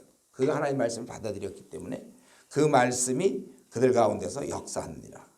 그런데 이건 하나 1+1이에요. 하나님 말씀을 받아들이면 이제 동시에 받아야 될 게 뭐냐면 고난이에요. 그 이교도 사회에서 하나님을 믿는다? 그럼 이제 박해를 받는 거죠. 우리나라도 처음 복음 들어올 때 많은 사람이 순교당하지 않았습니까? 이 복음을 받아들일 때 고난도 받게 돼 있는 것이다. 그래서 14절에 유대인들도 그 유대에 있는 자들도 유대인들에게 고난받은 것처럼 너희는 너희 동족, 이방인들은 또 이방인들한테 또 동일한 고난을 너희가 받고 있다. 그래서 그들은 유대인들의 경우 보면은 대적이 되어서 자기 죄를 채우며 노하심이 임한다. 또 우리가 이방인에게 말하여 구원받게 함을 그들이 금하여 자기 죄를 항상 채우며 노하심이 끝까지 그들에게 임하니라. 이들이 항상 보면은 바울 사도가 복음 전할 때 쫓아다니면서 돌로 치고 막 쫓아내고 막 잡아가고 막 이랬지 않았습니까? 그들이 그렇다는 거예요. 바로 너희들이 지금 이제 하나님 말씀을 받아들인 결과 너희들의 그런 환경은 바로 이런 환경, 박해적인 환경, 어려움의 환경에서 너희가 신앙생활을 한다는 거예요. 사실은 말씀을 통해서 이들이 예수님을 믿고 자라고 그리고 고난을 통해서 성숙하는 거예요. 고난이 그러니까 굉장히 또 아주 필요한 도구입니다. 괴롭긴 하지만 말씀과 고난 이 두 가지가 이들을 성숙시키고 있어요. 그래서 박해 없으면 사실 신앙도 잘 성장하지 않습니다. 같이. 그러니까 우리 보면은 우리나라도 처음에 박해 많이 받을 때 그때 기독교가 막 불길처럼 일어나고 편해지면서 어느새 벌써 절반 정도 옛날에 한때 잘 됐다 한 1200만까지 올라갔다가 잘 먹고 잘 살고 지금 세계 경제 10위권 안에 들고 막 이러니까 사람들이 배부르고 이러면서 이제 편안하게 하도 코로나 때문에 이제 아예 집에서 교회도 안 가고 집에서 그냥 편안하게 잘 신앙이 안 자라요. 놀러 갈 생각만 하고 연휴 막 있으면 우리는 편안하면 좀 나태해져요. 그리고 하나님을 잘 붙잡지 않고 어려울 때 하나님을 많이 붙잡죠. 그래서 그런 때가 몇 가지 있어요. 보통 고3 때 이럴 때 이제 신앙이 좀 좋아질 수 있고 그러다 이제 또 떨어지면 왜 떨어뜨렸습니까? 제가 공부 못해 떨어졌지만 왜 떨어뜨렸습니까? 원망해서 떠나는 경우가 있고 하여튼 그때 좀 괜찮고 그다음에 졸업해서 직장 들어갈 때 직장이 아주 들어가기 어렵거든요. 그러니까 그거 들어가려고 그냥 하나님께 매달린 경우 있고 그리고 이제 우리 또 결혼 문제로 매달리는 거예요. 요거 좀 긴데 요거 이제 매달려야 돼요. 그런 것들 좀 있어줘야 그래 우리가 기도 이런 거 하나도 없어 보세요. 그냥 탁 했더니 막 수석으로 바뀌어가고 탁 했더니 막 직장에서 막 오라고 그러고 탁 했더니 막 서로 결혼하겠다고 막 그러고 그러니까 이런 게 있어줘야 결혼도 왜 이렇게 안 되는지 그냥 그래야 하나님께 매달리는 거 아니에요. 그리고 이제 그 다음에 또 언제 있으면 애가 또 아프든지 또 애가 문제 또 애가 사춘기 때 말 되게 안 들어주면 또 하나님께 기도해야 돼. 또 사업이 좀 약간 망할랑말랑 막 이럴 때 또 몇 년 끌어줘야 또 이런 것들이 중간중간 있어서 그나마 우리 좀 한국교회 성도들이 이 정도죠. 그리고 이제 그러다 보면 늙어갖고 이제 아프기 시작하면 주여 그러고서 이제 그럼 아니면 센과 뭐 암 같은 거 이제 뭐 이런 거 사형 선고 받고 이러면 이제 진짜 더 매달리는 거. 또 가난 뭐 이런 걸로 하고 또 이제 등등으로 이제 우리가 또 고난 받고 이제 그러다가 이제 또 보면 또 자녀 또 이제 결혼시키려고 또 그것 때문에 또 기도해야 되고 손자가 또 나타나고 손녀 나타나서 또 걔들이 또 몸에 뭐가 항상 이러면서 그래도 그런 거 덕분에 그래도 기도하지 다 편해 보세요. 기도 하나 너무 잘 풀리면 그것도 좀 문제. 그럼 목사님 그러면 고난이 없으면 우리 신앙생활하기 어렵습니까? 네. 어려워요. 신앙생활은 어려워요. 다만 지금같이 우리나라 같이 이렇게 고난도 없고 별로 박해도 별로 없는 보통 믿는 집안들 그런 경우에 근신할 수 있는 가능성은 딱 한 가지인데 비전. 자기가 꿈이 있으면 그걸 이루기 위해서 다른 사람 어떻게든 자기 그 길로 가거든. 그래서 여러분들이 영적 일권리 내가 이 일을 하다 죽겠다 이게 확실히 있어야 되고 이거를 이제 때가 되면 내가 얻어야지가 아니라 이번 수련회 때 얻으세요. 여러분들. 난 요걸 하다 죽겠다. 이거 왜 못 얻죠? 딱 정하세요. 그게 있어야 지금 이렇게 정말 세속적인 사회에서 신앙을 지켜나가지 이런 거 없으면 시험도 다 붙었고 뭐 집안에 박격이 없고 뭐 원하는 뭐 형제도 만나고 자매도 만나고 예를 들면 그럼 뭘 기도하겠습니까? 그러면서 이제 바울 사도는 자기가 이런 식으로 사역을 했고 그렇기 때문에 내가 지금 너희한테 못 가는 거는 사실은 그럴 수 있잖아. 왜 안 오는가 바울 사도가. 그럴 때 자기는 내가 너희들 사실은 보고 싶다. 내가 잠시 떠난 것은 얼굴이요. 마음은 절대 떠나지 않았어요. 얼굴은 내가 이제 쫓겨나갔고 데살로니가에서 베레아로 갔다가 그 다음에 아테네로 갔다가 고린도로 갔잖아요. 그러니까 이때 이제 고린도까지 간 거예요. 고린도. 그래서 마음은 아니니 너희 얼굴 보기를 열정으로. 3주간 이거 돌봤으니까 너무나 그립고 돌보고 싶은 거예요. 근데 내가 몇 번 가보려고 했는데 이 사탄이 우리를 막았도다. 그래서 여러분들 우리가 하나님의 인도를 받을 때 환경의 인도를 받으려고 하는 건 그건 참 무리한 위험한 일이에요. 환경의 인도. 그럼 뭐 마귀는 일할 거 없어. 그냥 환경만 다 막아버리면. 환경의 인도를 받는 이런 환경이 생긴 거 아니에요. 왜 하필 뭐 그런 우리가 그런 거 있잖아. 또 환경적인 거. 결혼 문제도 왜 하필 내가 왜 그곳에서 하필 왜 그 사람이 우리 조에 들어오게 하셔서 하나님 그 형제를 혹은 그 자매를 하나님이 인도한 거 아닙니까? 그 들어온 사람이 그 사람에서 딴 사람도 있는데 걔는 지가 마음에 들어놓고 하늘의 환경 인도 따지는 사람들. 그러면 뭐 마귀가 일하기 얼마나 좋습니까? 안 믿는 집에서 부모님이 너 교회 다니지 마라 문 잠그고 막 그러면 성경책 찍고 그러면 이게 하나님 뜻이구나 그럽니까? 오히려 그럴수록 더 기도하고 매를 맞으면서도 교회를 가야죠. 그렇잖아요. 이런 환경 때문에 우리가 아무리 주님을 섬기고 좋은 계획을 세워도 이렇게 막힐 수가 있다는 거예요. 자기가 정말 어린 자를 돌보기 위해서 바울은 가려고 했는데 사탄이 막았다. 그러나 자기는 내가 너희들 지금 못 만나지만 사실 너희들은 내 마음에 있는 사랑하는 자들이다. 19절 우리의 소망이나 기쁨이나 자랑의 면류관이 무엇이냐? 그가 강림하실 때 우리 주 예수 앞에 너희가 아니냐? 너희는 우리의 영광이요 기쁨이니라. 야, 우리 보니까 여기서 한 가지 바울 사도는 그동안 반난 매만 맞고 감옥만 가는 줄 알았더니 놀랍게도 그의 마음속에는 주님 배울 때 할 말들, 주님 배울 때 결산을 염두에 두고 있다는 거예요. 이게 제가 볼 때 바울의 바울다움이에요. 여러분 이런 생각을 좀 하셔요. 여러분 지금 내가 많이 힘들어요. 주님의 일 때문에 고생을 해요. 그래도 이걸 지금 주님은 카운트하고 있다니까. 주님 그걸 보고 있어요. 그래서 주님 만날 때 이제 자기가 이렇게 애를 쓰고 매 맞고 감옥 가고 뭐 도망 다니고 하면서도 그 마음속에 우리의 소망이나 기쁨이나 자랑의 면류관이 무엇이냐? 그가 강림하실 때 주님 만날 때 너희가 아니냐? 너희는 우리의 영광이 기쁨이니라. 이런 사역자들은 그렇게 많지 않은 것 같아. 그냥 사역 자체가 힘들다 막 이것만 얘기하지. 그 사역이 그렇게 힘든 걸 보고 계시는 주님께서 칭찬하실 거. 우리가 그분 앞에 설 때 여러분 주님 만나 뵐 때 빈손이면 안 됩니다.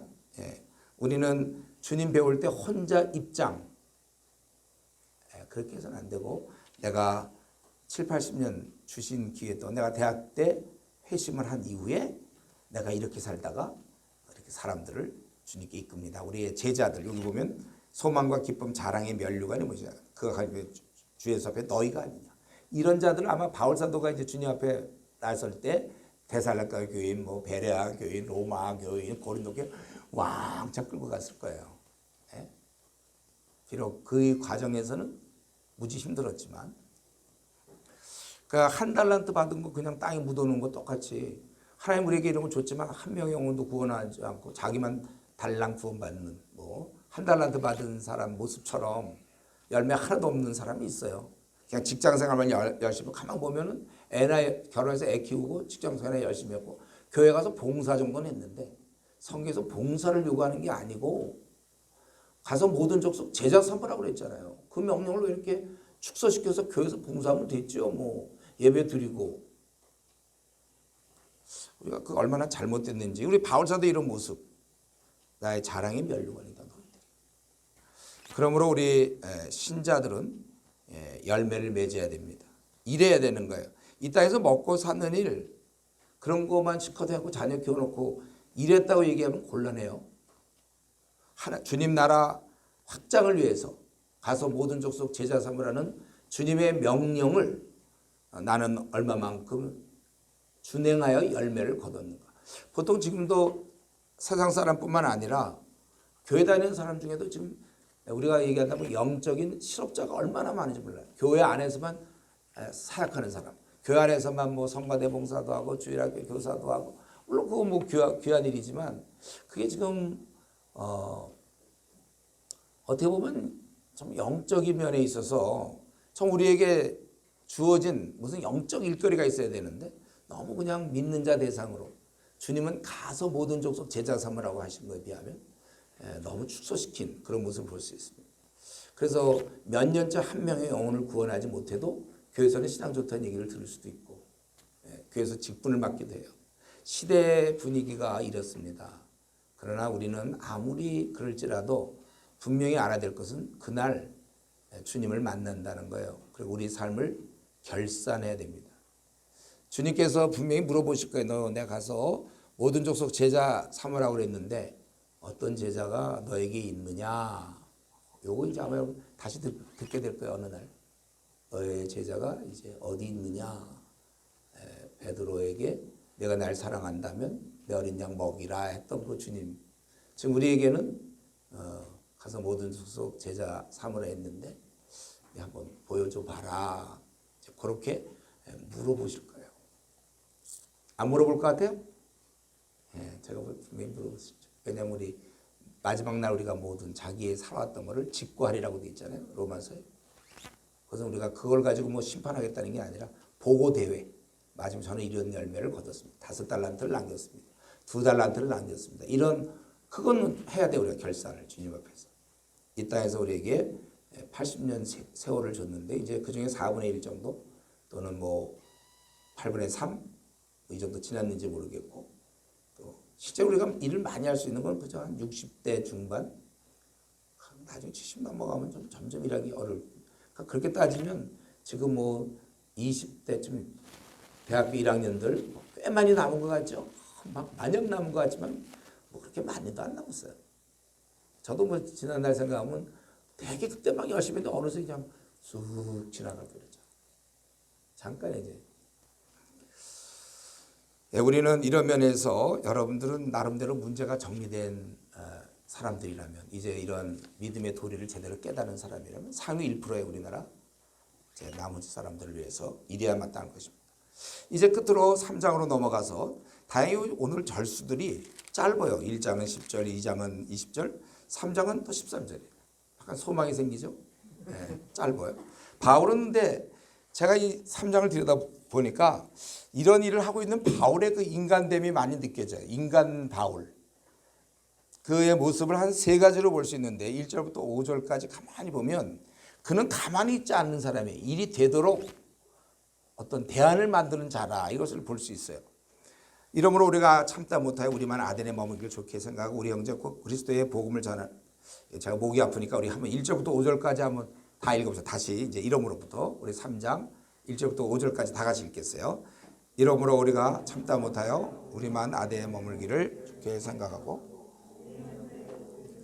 복음을 전하는 하나님의 일꾼인 디모데를 보내노니 이는 너희를 굳건하게 하고 너희 믿음에 대하여 위로함으로 아무도 이 여러 환난 중에 흔들리지 않게 하려 함이라. 우리가 이것을 위하여 세움받은 줄을 너희가 친히 알리라. 우리가 너희와 함께 있을 때 장차 받을 환난을 너희에게 미리 말하였는데 과연 그렇게 된 것을 너희가 아느니라. 이러므로 나도 참다 못하여 너희 믿음을 알게 하여 그를 보내었느니 이는 시험하는 자가 너희를 학대하여 할까 함이니. 우리 바울 사도는 가만히 있지 않고 일이 되도록 하는 자였는데 보니까 우리는 최선을 다했다. 나는 결과가 뭐 이러고 할 수 없다. 어떤 데는 그런 얘기도 해야 되지만 좀 최선을 다할 뿐만 아니라 좀 더 넘어가서 일이 되도록 하는 또 그것도 우리가 해야 될 일이에요. 이건 주님의 일이니까 안 되면 안 돼. 그래서 바울 사도는 이 데살로니가에 자기는 한 번, 2번 가려고 했지만 사탄이 막았으니까 대신 다른 사람을 보내는 바로 디모데를 보내는 거예요. 그래서 디모데를 보냈는데 그가 가서 할 일은 뭐냐면 이제 거기 나왔죠. 너희를 굳건하게 되고 믿음에 대해 위로함으로 환난 중에서 흔들리지 않게 하고자 한 것이다. 한 사람의 제대로 된 신앙인이 갔을 때 그들을 갖다가 이렇게 흔들리지 않도록 환난 중에 흔들리지 않게 하려 함이라. 아직 이들이 예수 믿은 지가 그렇게 오래되지 않았기 때문에 어려움이면 시험 들 수 있어요. 그래서 나는 너희 믿음이 이제 거기 4절 우리가 너희와 함께 있을 때 장차 받을 환난을 너희에게 미리 말했는데 이런 얘기를 하면 굉장히 좋죠. 환난을 당할 때 이거 내가 뭐 잘못했나 이러는데 미리 사도 바울이 이제 너희가 믿으면 환난을 받을 것이다. 그러니까 그런 고난이 있다는 걸 알면 대처할 수가 있어요. 마음에. 과연 그렇게 된 것은 너희가 아니라 이러므로 나도 참다 못해 너희 믿음을 알기 위하여 그걸 좀 파악하기 위해서라는 거야. 파악해야 그들을 어떤 세울 수 있는 거 아니에요. 그래서 그를 보내었다는 거예요. 디모데를. 이는 혹 시험하는 자가 너희를 시험해 우리 수고를 헛되게 하고 이들을 흔들어 놓아서 믿음을 다 흔들어 놓을까 봐 자기는 믿음이 견고하게 하려고 디모데를 보냈다는 것입니다. 우리 그 분명히 아까 1장에서 바울 사도는 그들이 믿음의 역사, 사랑의 수고, 소망의 인내, 또 성령의 기쁨, 본받으며 또 본이 되고 주의 재림을 기다린다. 굉장히 훌륭한 믿음을 얘기했지만 칭찬했지만 또 그러나 그는 계속 그들을 돕고자 하는 거예요. 왜냐하면 믿음이라는 것은 흔들릴 수가 있어요. 3절에 환난 중에 흔들리지 않게 하려 함이라. 한번 열심히 있다가 푹 사그라질 수도 있는 것입니다. 지금 우리 주위에 신앙생활 좀 못하는 사람들이 있습니까? 그도 왕년에 한두 번 열심을 내지 않은 사람은 없어요. 한때는 열심을 했다는 거예요. 그러니까 지금 열심히 있는 자 여러분들, 그런데 제가 질문하고 싶은 것은 앞으로도 계속 열심을 낼 것을 무엇으로 확신할 수 있어요? 본인들에게 스스로 질문하세요. 나는 지금 주님께 열심히 있다. 앞으로도 계속될 걸 무엇으로 확신할 수 있냔 말이에요. 믿음이라는 것은 흔들리는 거예요. 믿음은 액체다 이 말이에요. 제가 믿음은 고체가 아니고 액체예요. 늘 흔들릴 수 있어요. 그렇기 때문에 계속 유지하는 게 중요한 겁니다. 그래서 저는 이런 사람을 원하는 거예요. 지금 막 하나님께 막 뜨거운 사람, 물론 그럼 좋아요. 오히려 그런 지금 막 열심히 있는 자보다는 오히려 그런 기도 생활, 말씀 생활을 꾸준히 하는 자, 그런 자에게 소망을 두는 거예요. 초등학교 1학년 때 산수 100점 맞았다고 이제 끝난 겁니까? 차라리 그때 80점 맞든 50점 맞아도 꾸준히 공부하는 자가 뭐 원하는 대학을 들어갈 수 있는 것이지. 그때 뭐 한때 너 초등학교 2학년 때는 한 반에서 1등했어 나 그때 막. 그런데 그래서 공부 안 하는 그럼 다 뭐 한 5학년쯤 되면 다 떨어지겠죠.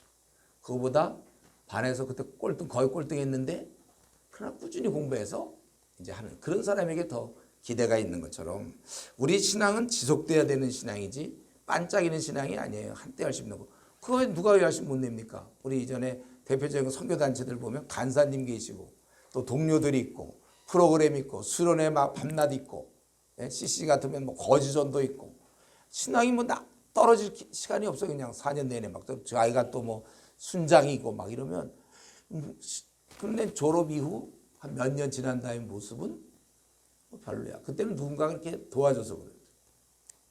액체. 환난 중에 흔들리지. 그러니까 저는 지금 여러분들이 지속 한순간에 열심을 내는 거는 그 몇 년짜리는 할 수 있어요. 그건 쉬운 일입니다. 지속적으로 서 있는 게 어려운 일이에요. 우리는 그것을 해야 됩니다. 제일 좋은 방법은 습관. 아예 우리 밥 먹는 것도 약간 물론 배고파서 저절 먹지만 그냥 밥을 먹어. 그냥 아침, 점심, 저녁 먹는 게 하나의 그냥 습관이에요. 그거를 갖다 이렇게 건너뛰지 않고 꾸준히 이번 수련에서도 좀 꾸준히 먹었죠, 여러분들? 네? 꾸준히 먹었어요.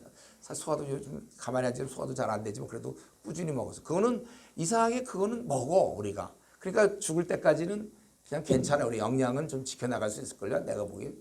지금 건강하다고 해서 앞으로 어떻게 될지 모르지만 그래도 밥을 잘 먹고 운동하면 계속 습관이 됐단 말이에요.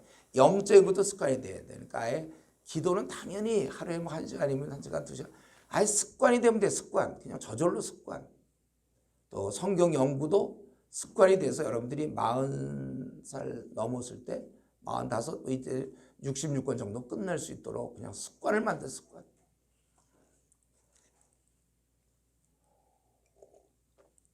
그래서 베드로 사도가 그랬어요. 베드로서 1장. 이번에 우리 베드로서는 안 다루지만 베드로 1장 10절 10절에 보면 그러므로 형제들아 더욱 힘써 너의 부르심과 택하심을 굳게 하라. 베드로 하도 자기가 헤맸던 경험이 많기 때문에 이 굳게 하는 게 얼마나 중요한지 너희가 이것을 행한 적 언제든지 실족하지 아니라 이같이 하면 우리 주 곧 구주 예수 그리스도의 영원한 나라에 들어감을 넉넉히 너에게 주시리라. 예. 또 우리 베드로사도는 그 얘기를 많이 했죠. 베드로전서 2장 2절도 갓난아이 같이 순전하고 신령한 젖을 삼아라. 이는 이로 말미암아 너희로 구원에 이르도록 잘하게. 예. 이 잘하는 게 참 좋은 거예요. 그냥 습관들이고 계속 멈추지 말고 잘하면 좋습니다. 지금 여러분이 부족한 거는 봐줄 수 있어요. 뭐 흔들리는 거 좋아요. 근데 제일 중요한 건 잘하지 않는 게 문제예요. 잘하지 않는 거. 그래서 어떻게 하든지 계속 여러분들이 잘해야 되는 것입니다. 어쨌든 이러면서 바울 사도는요, 데살로니가의 그런 영적 상황을 잘 파악하고 한순간도 내버려 두지 않았다는 것이죠. 이런 면에서 니들 알아서 하라 이렇게 얘기 안 했어요. 예. 마치 부모가 어린 꼬마를 바닷가에 내놓고 애도 알아서 이제 잘해야지. 이러면 안 되잖아요. 그냥 안전한 놀이터는 내버려 둘 수 있지만 바닷가에서는 지켜줘야 된단 말이에요. 우리가 이런 걸 잘 놔둬야 될 때가 있고 놔두면 안 될 때가 있습니다. 특별히 영혼의 문제는 절대로 방치해서는 안 되는 거예요. 이러면서 신자가 혼자 하도록 놔두는 것과 우리가 이렇게 점검하는 거, 이거 약간 강요 형태를 띠게 되는데, 강요하지 말라는 얘기를 듣게 돼요, 보통. 그러나 이걸 잘 파악하고 있어야 돼요. 언제 놔둘지, 언제 챙겨야 될지 여러분 리더라면 그 분별할 수 있는 지혜가 필요합니다. 요즘은 어떻게든 자기 마음대로 하려는 그런 분위기예요. 그래서 제가 이전에 교회에서도 77 막 하자 그러면 그 율법 아닙니까? 막 그래요. 그렇게 생각해라. 나는 그래도 어쨌든 네가 잘 되길 바란다. 나는 속으로 그런 거죠. 그게 무슨 율법입니까? 우리가 아까 켈빈이 얘기한 대로 우리 연약한 인간이라 어느 정도 그런 통제나 이런 거 규율 없이는 제대로 되기가 참 쉽지 않다는 건데, 그냥 놔뒀다면 분명히 그 마귀가 흔들어 놨을 거예요. 그래서 디모데는 흔들리지 않도록 디모데를 보내요. 그럼 아마 좀 왜 이렇게 우리 성도들 간섭합니까? 우리를 못 믿습니까? 혹시 뭐 그런 얘기를 들을 망정 차라리 그를 보호하는 게 낫다는 게 손익계산을 거야, 바울이. 분명히 그런 소리 들을 거예요. 왜 관여하는가? 고린도 후서에 보면 그런 내용들이 있어요. 믿음을 관여한다니 뭐 이런 말. 예, 우리가 이런 면에서도 교회에서도 그렇고 우리 공동체에서도 어떤 거를 결정할 때 그냥 학생들이 알아서 결정할 부분이 있고 또 어떤 거는 그냥 지도자가 결정할 부분이 항상 있는 겁니다. 예를 들면 우리가 수련회 할지 말지를 투표하자. 그럼 되겠어요? 그건 이제 보고 이렇게 결정하는 것이죠. 군에서 지휘관이 어떤 거 훈련 같은 거 결정해야지 이 군인들이 이런 훈련을 우리가 합시다. 자기들이 훈련 대상자들이. 그건 아니거든요. 지금 이런 얘기는 여러분이 직접 도움은 안 될지 모르겠는데 이제 리더가 되다 보면 어떤 부분을 해줘야 되고 어떤 부분을 놔줘야 될지. 그리고 그런 거 할 때 분명히 왜 간섭합니까? 그리고 이제 아주 극단적인 경우는 더 붙여서 율법을 강요합니까? 뭐 이제 이런 얘기 듣는데 들어도 해야 될 건 해야 된다. 그리고 두 번째로 지금 제가 이런 바울의 모습을 볼 수 있는 건 첫 번째는 어떻게 하든지 가만히 있지 않고 이런 대안을 만드는 자라면, 두 번째는 6절부터 9절에 자기를 이렇게 벗어난 자다 이렇게 얘기할 수 있겠어요. 지금은 디모데가 너에게로부터 와서, 사실 디모데를 보냈거든요. 자기가 원래 이 고린도 교회 갈 때 사실은 낯선 곳에 가서 복음 전하니까 자기 편들이 필요해요. 정말 어려운 가운데 동역자가 없는 가운데 자기가 가는데 디모데랑 같이 가면 얼마나 힘이 되겠습니까? 근데 이제 그를 기꺼이 어린 자를 위해서 보내고, 근데 디모데가 왔어요, 고린도로. 그래서 너에게로부터 와서 너희 믿음과 사랑의 기쁜 소식을 우리에게 전하고, 잘 지낸다 이거죠. 그들이 흔들리지 않고. 또 너희가 항상 우리를 잘 생각하여 우리가 너희를 간절히 보고자 한 것 같이, 내가 지금 너희들 정말 보고 싶은데 너희들도 또 우리를 간절히 보고자 한다. 그러니까 이들이 신앙이 좀 제대로 되어 있으니까 보고 싶어 하겠죠. 자기들에게 이런 귀한 걸 알려준 그분을 만나보고 싶다니. 이러므로 형제들아, 우리가 모든 궁핍과 환난 가운데 너희 믿음으로 말미암아 너에게 위로를 받았노라. 바울은 가만히 보니까 이제 가난하고 헐벗고 배고프고 춥고 뭐 궁핍 환난 그런 거를 해결한 방법이 가만 보니까 채워짐, 궁핍 같은 게 채워짐이 아니라 어린 자가 신앙생활 잘함이었어요. 이 땅에서 궁핍과 환난은 언제 해결될지 모르지만 그럼에도 불구하고 자기는 아주 기뻐한다고 그랬잖아요. 내가 이제 너희를 생각하니까 참 위로를 받는다고 그랬어요. 위로를. 그래서 8절에 너희가 주 안에 굳게 선즉 심지어는 이제 내가 산 거다. 거의 죽었던 상태. 막 이들이 막 너무 신앙생활 못할까 너무 참 그들을 생각하고 돌보고 막 그런 마음이 너무나 애달고 막 이래가지고 거의 죽은 자와 같이 방불하다가 이 소식을 듣고 살아났다 이거 자기는. 이제는 우리가 살리라. 여러분 그 부모가 자식 있잖아. 중2 요즘은 중1인가? 얼마나 되나 요즘. 걔들 속썩이면 살고 싶지 않아요 부모는. 나 그런 사람 봤어요. 자식이 그냥 속썩이니까 살면 없대. 자녀가 잘 될 때 이제 그때 살아나는 거예요. 사실은 이런 면에서 이제 왜 리더들이 왜 전화를 하고 카톡을 하냐 어린 자들에게 이런 마음이 있어서 그런 거예요. 그들이 잘 돼야 내가 살아. 그들이 막 방황한다는 얘기 들으면 아주 그냥 힘들어. 걔가 한때 잘 하던 애인데 걔가 요즘 좀 삐딱하게 나가고 방황하고 그러면 리더는 조장은 마음이 굉장히 아픈 거예요. 그러니까 할 수 없이 걔를 전화를 하고 뭐 카톡을 하는 거지. 조장의 의무 1. 조언들을 항상 돌본다. 그래서 카톡을 하고 전화를 해라. 뭐 이런 조장 1조. 뭐 거기 나왔기 때문에 하는 게 아니라 이 부모 마음이 자식이 그러면 못 견디거든. 걔들이 살아줘야 부모가 사는 거야. 그 정도가 돼야 되는 거죠. 이건 결국 뭡니까? 자기를 완전히 벗어나 있는 거죠. 주님 같아 보면. 바울도 부족한 인간이었지만 이렇게 바뀌었어요. 이게 이제 우리가 가야 될 길입니다. 주님이 우리에게 보여주신 길이에요. 전혀 새로운 길이죠. 남을 위해 사는 길이에요. 오늘날 정말 개인주의가 팽배하고 다 자기만 생각하는 이런 이기적인 풍토 속에서 여전히 남을 위해 사는 삶이 존재하고 여러분들이 그렇게 살다가 60년 살 거예요. 50년 살고. 우린 그렇게 살다가 이 땅을 떠나는 겁니다. 주님도 그랬고 사도들도 그랬고 초대교회들도 그랬고 신앙의 선배들도 다 이렇게 자신을 포기하고 남을 돌보며 살았다는 거예요. 이거 우리 한번 결단에 의해서 되는 거예요. 내가 그렇게 살기로 하겠다.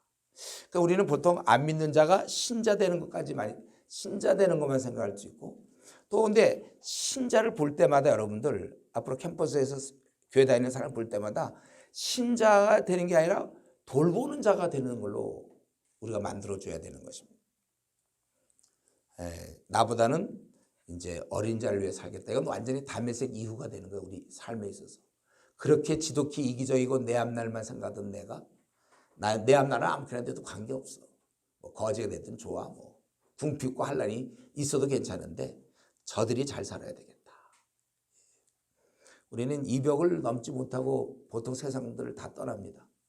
우리가 한번 이 벽을 넘어야 되겠어요. 그래서 어린 자를 연약한 자들 아직 자기 문제가 정리 안 된 자를 위해서 기꺼이 나의 앞날과 뭐 내가 꿈꾸던 것들을 다 내려놓고 돌볼 수 있다는 것이다. 마지막으로 끝으로 이러한 바울 사도의 이런 모습에 또 한 가지로 배울 것은 9절부터 13절까지 보니까 바울은 지금 감사하고 기도하고 있어요. 바울은 이걸 보니까 기도를 써먹는 자다. 우리 이렇게 얘기할 수 있겠는데 그는 이러한 것에 대해서 너무나서 감사한 거예요. 9절에 보니까 우리가 하나님 앞에서 너희로 말미암아 모든 기쁨으로 기뻐하니 너희를 위하여 능히 어떠한 감사로 하나님께 보답할까. 너무 좋아. 이거 하나님 너무 고마워.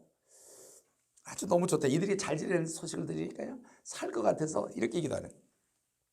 그러면서 계속 그런데 그들이 잘 지내는 걸 보면서도 심히 간구함은 너희 얼굴을 보고 너희 믿음이 부정한 것을 보충하기를. 여전히 그들을 좀 돌봐줘야 된다는 거예요. 그래서 자기가 주야로 간구하는 것이고 그 간구의 내용이 기도 내용이 거기 세 가지죠. 11절에 보면 너희에게 갈 수 있도록. 여러분 지금 길이 막혔기 때문에 가고 또 너희들은 또 12절 주께서 우리가 너희를 사랑한 같이 너희도 피차간에 모든 사람에 대한 사랑이 더 많아. 이들의 신앙은 참 좋은데 또 계속해서 사랑이 더 넘칠 수 있도록. 그리고 세 번째는 너희 마음을 굳건하게 하시고 그러니까 너희 마음을 굳게 하셔서 우리 주 예수께서 그의 모든 성도와 함께 강림하실 때 하나님 우리 아버지 앞에서 거룩함에 흠이 없게 하기를 원한다. 거룩함에 흠이 없기를 그렇게 되기를 원한다. 그러니까 기도 내용을 살펴보니까 외적인 거, 어떤 환경에 풀려서 너에게 갈 수 있던 거, 그리고 내적인 거, 그들의 사랑이 넘치고 그들이 마음을 굳게 하는 거, 이런 건 내적인 거잖아요. 그들의 데살로니가의 마음 상태가 사랑이 넘치고 아주 굳게 될 수 있도록 성품을 위해 기도할 수 있습니다. 그러니까 우리가 기도할 때 외적인 환경과 어떤 어린 신자의 그 심령이 바뀔 수 있도록 심령을 위해서 기도할 수 있다는 거예요. 바울은 이렇게 기도를 사용해서 모든 문제를 하나님께 맡긴 거예요. 그래서 그런 그의 사역은 기도 사역이라고도 볼 수 있어요. 주야로 심히 간구한다고 그랬잖아요. 10절에. 이제 우리가 말씀 마치지만은 우리가 주님의 일을 할 수 있는 이유는 바로 이 기도가 있기 때문에 그렇다는 것입니다.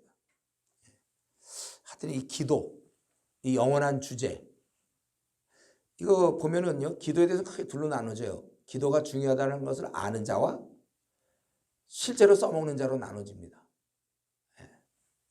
그래서 써먹는 자는 진짜 행복한 자예요. 복된 자죠. 못 써먹는 자가 진짜 억울한 자. 기도를 통해서 그 수많은 걸 응답받을 수 있는데, 우리가 보면 어떤 경품 준다 그러면 그 조그만 것도 찾아 먹으려고 그래요. 경품 주는 거. 그러면서 이 사실 기도를 통해서 수많은 걸 응답받을 수 있는데 본인이 기도 안 해서 응답받지 못하는 경우. 참 그 답답한데, 이런 면에서 바울 사도는 이 기도를 써먹었어요. 그래서 그가 끝까지 사역을 잘 감당했고 그의 심령은 평안했으며 모든 문제는 기도로 해결된 것입니다. 그래서 우리를 사랑하기 때문에 기도를 주신 거고, 주님도 약속하셨죠. 내 이름으로 무엇이든지 내게 구하면 내가 행하리라. 지금까지 너희가 내 이름으로 아무것도 구하지 아니했으나 구하라. 그리하면 받으리니 너희 기쁨이 충만하리라. 또 너희가 얻지 못하면 구하지 아니하기 때문이다. 야고보서에 보면 우리에게 다 주셨어요. 그래서 기도를 이렇게 응답을 진짜 믿고 사용하면 참 좋은데, 중요성만 계속 깨닫고 있으면 좀 안타깝고, 그래서 정작 자기 문제 그거 다 풀 수 있는데도 기도 안 해갖고 못 푸는. 그러니까 너희가 얻지 못하면 구하지 않기 때문이다. 그래서 이런 것 같아요. 그러니까 통장에 예를 들면 뭐 가장에서 한 1,000억이 들었다고 해서 통장에 1,000억. 근데 이 가장이 월급을 한 뭐 150만 원밖에 못 받아, 한 달에. 그걸로 애들 자녀를 셋을 키우고 있어요. 150에서 200만 원 받아. 월세도 좀 내고 그러면서 아주 그냥 힘들게 살고 있어요. 통장에는 1,000억이 있는데 그걸 써먹으면 되거든요. 어떡하든지. 그걸 안 써먹고 지내는 성도들의 삶이, 기도라는 정말 하나님 우리 사랑하는데 우리가 연약한 우리를 이 땅에 두시고 니들 잘 살아라 그러겠습니까? 하나님 우리를 도와줄 수 있고 우리의 아주 그냥 힘이 되는, 또 우리가 여러분 카드를 만약에 부모님 우리한테 준다고 하세요. 돈이 많이 든 카드. 그럼 우리 그거 갖고 뭐든지 사 먹을 수 있는 카드와 같은 거예요. 기도를 주셔서 그때그때마다 기도해서 응답받으면 되거든요. 재정 문제든 뭐 앞날 문제든 뭐 결혼 문제든 직장 앞날 뭐 하여튼 모든 문제, 뭐 유학의 문제든 기도를 우리가 써먹을 수 있어야 되는 것입니다. 우리가 좋은 차가 있고 또 기름도 꽉 차 있고 운전면허도 있는데, 운전을 익히면 전국 어디나 다닐 수 있는데, 장롱면허들 있잖아요. 어디 전국 어딜 갑니까? 머릿속으로 다니지. 누가 태워줄 사람 없나 그런 거. 자기가 하면은 자기가 운전하면 되지만 운전을 익히지 못했으면 집도 떠날 수가 없는 것입니다. 기도응답 문제는 이건 이론 갖고 되는 게 아니라, 만약에 이걸 진짜로 믿고 아니 또 실제로 경험하면서 이거 맞다, 기도가 있구나. 그러니까 만약에 이것만 되면 하나님과 관계가 잘 돼서, 그렇다면 이제 여러분 나그네 길은 이제 승리한 거예요. 여러분 이건 볼 것도 없는 거예요. 기도가 잘 되면, 기도를 사용할 줄 알면 이 땅에 두려운 것이 없어요. 우리는 세상을 이길 수 있습니다. 슬픔과 고통과 낙심과 어려움이 꽉 차 있는 세상이지만 우리는 넉넉히 이기면서 기쁨과 평안을 누리면서 오히려 승리자로 살아갈 수 있어요. 기도를 우리가 익힌다. 영어 회화가 자유로우면 뭐 여행을 가더라도 영국이나 뭐 미국 가더라도 그냥 뭐 별로 그렇게 마음이 편하겠죠. 영어가 자유로운 사람들은. 그게 이제 안 되면 좀 답답한데, 우리 나그네 길 앞으로 60년 살 동안에 기도에 대해서 이게 좀 뚫린 사람들은 아주 편안해요. 나그네 길. 이 땅에 무슨 염려가 있습니까? 그리고 뭐 어려운 일이 도대체 뭐예요? 어렵게 보이는 건 알겠는데 기도가 있으면, 우리는 기도를 제대로 사용할 줄, 기도 활용법, 기도를 제대로 사용할 줄만 안다면 우리는 아주 평안과 기쁨을 누릴 수 있는 것입니다. 나그네 길을 가는 동안에 우리가 여러 가지 어려움이 있지만 우리가 이 기도는 어떻게 설명할 수 있을까? 제일 좋은 거, 사파리 같은 거 있잖아요. 그런 거 할 때 보면 차 안에 들어가야 되잖아요. 그래서 뭐 호랑이 나타나도 괜찮죠, 여러분들? 해봤나 이런 거? 그러니까 제가 여러분 보고 기도 좀 해라, 제발 하루에 1시간 정도 기도해라 막 이러면 아이 뭐 자꾸 기도하라 한다 이 말이 아니고, 제가 기도하라는 얘기는 뭐냐면 지금 우리 사파리 중인데 야 차 타라 그런 말이에요. 그게 무슨 율법이며 강요입니까? 그게 차 타라는 게 율법이에요? 또 타래네. 그럼 잡혀먹든지. 성경에도 그래서 잡혀먹는 거잖아요. 그리스나라 깨어라 너희 대적마귀가 우는 사자같이 두루다니며 산길자를 찾나니. 우리 주님이 친히 말씀하신 거, 시험에 들지 않게 깨어 기도하라. 주님 그렇게 얘기해요. 자기는 괜찮다고. 저는 이 시간에 이번 수련회 때 여러분들이 그걸 결단하면 참 좋겠는데, 우리가 할 일은 이렇게 바울처럼, 사도 바울처럼 기도를 써먹을 수 있는 사람이 돼야지, 기도를 중요하다고 깨닫는 사람 되는 거. 성경에서 기도를 중요하다는 걸 알라고 가르치는 게 아니라 사용하라고 가르친 거예요. 여러분, 그래서 이걸 자기 나름대로 어느 순간 터득해야 돼요. 우리 자족도 우리가 배워야 될 기술이라고 그랬죠. 고난도 영성이에요. 이 기도를 써먹는 것도 고난도 영성입니다. 요것만 써먹을 이제 쓸 줄만 알면, 아까 영어에 한번 해놓으면 편한 것처럼, 우리 이 나그네 길에서는 무적이에요. 우리를 덤빌 자가 없습니다. 이 땅이라서 기도를 이길 수 있는 염려가 어디 있으며 기도보다 센 게 어디 있습니까? 우리는 기도해서 우리는 한다. 그래서 여러분들이 사실 수련회 이후에 앞으로도 또 계속될 거고, 앞으로 이제 50년, 60년 더 살아야 되지만, 요거만 만약에 터득하면 재밌어요. 이 나그네 길을 흥미진진하죠. 오히려 어려움이 와도 기도로 다 이겨나갈 건데 뭐 어차피. 한마디만 더 하고 끝낼게요. 그러니까 이게 쉽게 얘기하면 이게 뭐냐면, 풀장이 1m 20에 맞춰 있어요. 그럼 거기 이제 한 1m 30쯤 되거나 1m 뭐 고정, 이게 여기니까 1m 30이면 1m 20이면 약간 까치발을 들든지 뭐 막 이렇게 하고 늘 그런단 말이에요.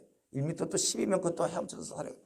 근데 한 1m 한 70 정도 되면 그럼 물에 빠질 염려가 없어요.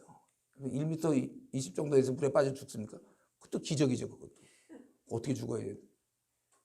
죽으려도 죽기 힘들잖아요. 우리가 쉽게 하면 여러분, 기도를 이 바울 사도의 경지처럼 기도를 잘 써먹고 이게 습관화되고 기도의 즐거움을 누리고, 여러분들이 기도를 통해 주님과 깊은 교제를 나눈다면, 그러니까 키가 1m니까 50 된 거야. 1m 50, 70 뭐 물에 빠지지가 않아.